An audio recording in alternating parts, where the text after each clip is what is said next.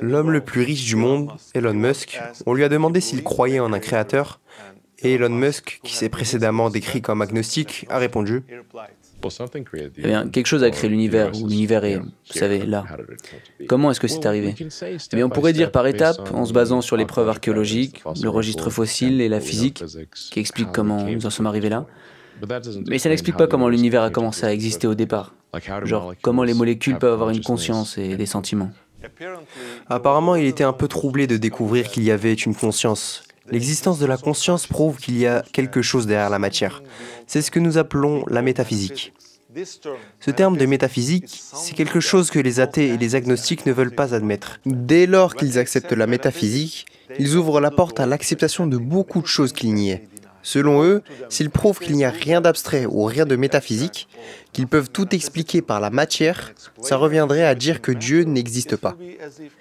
Mais à mesure que l'existence des choses abstraites se révèle, l'idée de l'existence de Dieu devient plus claire, plus raisonnable. C'est pourquoi ils n'ont pas envie d'accepter ce genre de choses. En d'autres termes, si Elon Musk admet l'existence de la conscience, il doit accepter l'existence d'un créateur, ce qui ferait de lui un théiste. Même si ça ne fait pas de lui un musulman, il devient théiste. Sa deuxième affirmation importante est la suivante.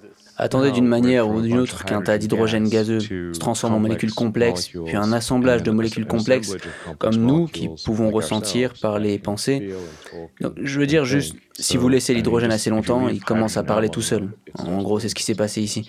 Donc, où sur ce chemin, à partir d'un tas de molécules d'hydrogène jusqu'aux humains, où commence la conscience? En résumé, il dit comment les molécules, à partir d'atomes inconscients, se réunissent et forment des êtres conscients comme nous. Quand est-ce que c'est arrivé depuis le début de l'histoire humaine? Quand est-ce que cette conscience nous a été donnée? Nous avons deux scénarios pour le commencement de l'existence. Le premier, un créateur qui est au-delà de la matière, avec une puissance infinie, nous a créé ainsi que l'univers à partir du néant. Le deuxième scénario, ce qui se cache derrière la création de toute la matière, c'est encore la matière, alors que l'univers et nous-mêmes n'existions pas. La matière nous a créés ainsi que l'univers.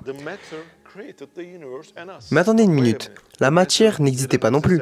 Comment la matière aurait pu créer l'univers à partir de rien, alors qu'elle n'existe même pas? Ça n'existait pas non plus, n'est-ce pas? Non, l'existence ne peut pas provenir d'une non-existence, car ça défie complètement la logique. Pour que l'univers existe, un être éternel et omnipotent devrait amener la non-existence à l'existence. Si un créateur éternel et omnipotent n'est pas impliqué, il y aurait toujours eu la non-existence.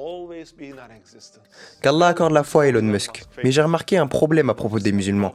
Nous avons un complexe d'infériorité que nous ne réalisons même pas. Pour certaines raisons, le fait qu'Elon Musk soit musulman pourrait créer en nous la perception que l'islam est plus précieux ou ça pourrait fortifier notre foi en tant que musulmans. Mes frères, la puissance que nous générons pour notre foi ne vient pas des artistes et des acteurs.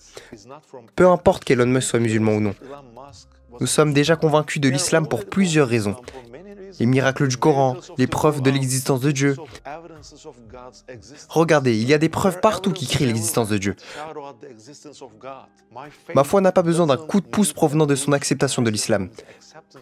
Ça ne m'intéresse pas de regarder quelqu'un qui sort dans la rue avec une lumière ou une bougie alors que le soleil est au-dessus. Ou vice-versa, s'il ne se soumet pas à Dieu, ou s'il dit quelque chose à l'encontre de l'islam, ça ne va pas m'affecter. Je ne m'accrochais pas à ma religion à cause de lui. Par exemple, il disait quelque chose comme « Mel Gibson s'est converti à l'islam. Masha'Allah les frères, Masha'Allah. L'islam grandit. Partout il y avait des informations inventées. Plus tard, tu les vérifiais et il apparaissait qu'elles étaient fausses. Et alors, déception. En quoi Mel Gibson nous concerne? Je ne m'accroche pas à ma foi grâce à lui.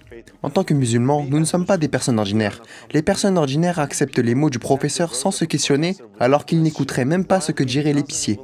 Même si c'est vrai. Par contre, les gens qui cherchent la vérité, qu'elle vienne d'un épicier ou d'un agent d'entretien peu qualifié, ils l'accepteront. Nous devrions nous soucier de nos propres foi, de nos propres hymens. Ce genre d'événements peuvent nous rendre heureux, ok, mais ce n'est pas important. Qu'Allah accorde la foi à Elon Musk. Sa vie s'arrêtera avant qu'il ne trouve la solution pour vivre dans l'espace. Même s'il trouve la solution pour vivre dans l'espace, scientifiquement, nous savons qu'il y a une fin à ce monde et cet univers.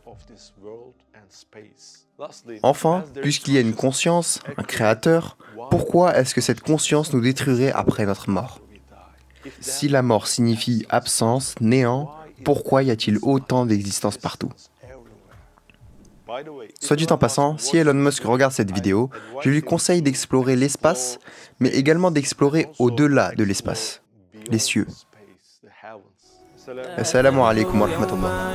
كنت تعانق دمعة الفكر تناجي الله في صبر وترجو رحمة